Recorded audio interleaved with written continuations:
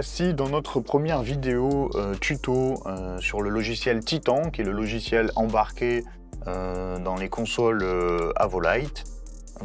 Ce logiciel Titan sera présent dans n'importe quelle console et n'importe quel modèle de console, qu'elle soit plus ou moins grande, plus ou moins, avec plus ou moins de faders, d'écran. Le logiciel et l'interface visuelle restera toujours la même avec les mêmes options. C'est un gros avantage d'Avolite. Donc aujourd'hui, on va survoler rapidement l'interface.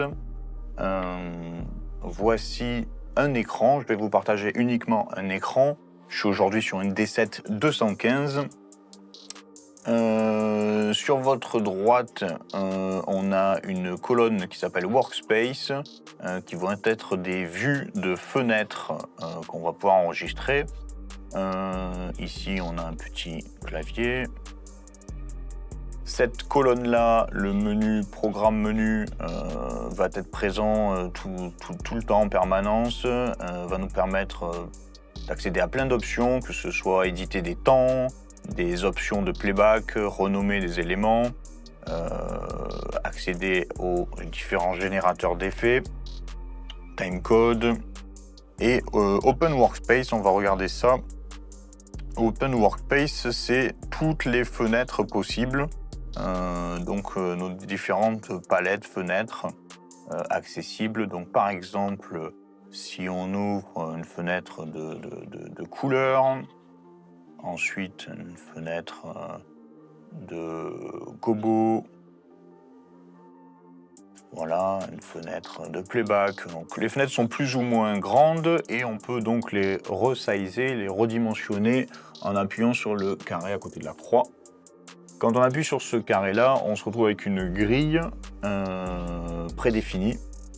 Et donc, on va devoir choisir une taille de fenêtre dans cette grille-là. Voilà. Donc, par exemple, si je souhaite la fenêtre de Gobo Beam en haut à gauche, il faut donc que j'appuie sur ce carré-là, que la grille apparaisse. Et je vais commencer toujours par l'angle en haut à gauche pour redimensionner la fenêtre. Donc, l'angle en haut à gauche va être ici. Et ensuite, on laisse appuyer pour aller jusqu'à la taille de la fenêtre souhaitée. Donc, par exemple, couleur, je veux que ce soit juste à côté. Hop, voilà. On peut en ouvrir une autre qui peut être position, par exemple. Là. On peut également ouvrir des fenêtres en appuyant directement sur les clavier, sur le clavier de la console. Donc voici un petit aperçu de l'interface bouton de la D7-215. Donc on a 1, 2, 3, 4, 5 encodeurs qui vont nous permettre de gérer les différents attributs, intensité, position, couleur, etc. Les attributs sont présents ici. Le reste des options, enregistrer, supprimer, mettre à jour, déplacer, copier, sont ici. Les numéros, modifier des temps, les flèches ici. Ici, ce sont des exécuteurs.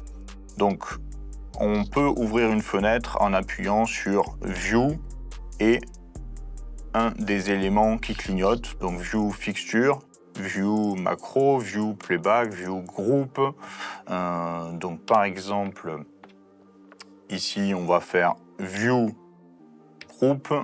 Et donc on a bien la fenêtre de groupe qui s'ouvre, qu'on va pouvoir mettre par exemple ici, en bas. Voilà, donc là ça peut être un exemple d'organisation de fenêtres. On a donc les groupes ici, les différentes palettes avec les couleurs, les positions.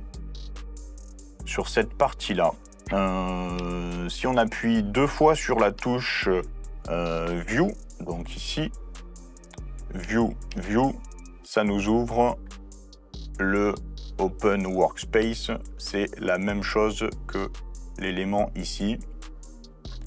Voilà. Donc on a Capture Visualizer que vous avez vu au tout début de la vidéo, qui est le visualiseur interne dans la console. Voilà, ça peut être aussi intéressant d'avoir ça sur le côté, par exemple, pour voir ce qu'on fait. Voilà, on pourrait ranger ça comme ça. les positions ici. Voilà, on trouvera d'autres fenêtres qu'on regardera au fur et à mesure des différentes vidéos. Timecode par exemple. Et si cette disposition de fenêtre nous convient, on peut double-cliquer sur une des cases vides, Workspace sur la droite. Une première fois en rouge qui est un pré-enregistrement. Et donc là, on voit bien que sur le menu de gauche, on a noté de légende qui clignote. Donc on peut directement renommer voilà, ce Workspace, palette par exemple. Voilà, ce qui veut dire que si je ferme des éléments, je peux le rappeler ici. On peut mettre voilà, d'autres fenêtres, donc en appuyant sur View, Playback par exemple. Les playbacks, ça va être tout ce qu'on souhaite enregistrer. Donc les playbacks, ça peut être un seul tableau, comme une liste de différents tableaux, une queue list. Ça peut être également une timeline. Donc en fait, ce sont des emplacements vides à la base, sur lesquels on peut enregistrer n'importe quoi. Donc voilà, cette fenêtre de playback, si on souhaitait la mettre à côté. Playback, voilà. Donc on a déjà deux workspaces d'enregistrer, palette et playback.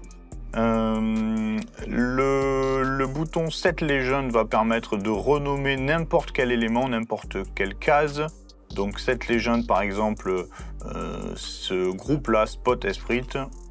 Donc on peut soit changer le nom, voilà, par exemple, ou en appuyant encore sur cette légende, y mettre une image, picture. Donc là, on peut faire un dessin. Donc ce sont les options qui sont proposées par cette légende, du texte, un dessin à la main. On peut choisir la couleur, la taille du trait, etc. etc. Des images qui sont pré-enregistrées. Je pense qu'il y a un grand dessinateur chez Avolight qui s'est amusé à nous faire déjà une petite banque de données. Et ensuite, on peut venir importer des images. Par exemple, le petit logo Avo Studio.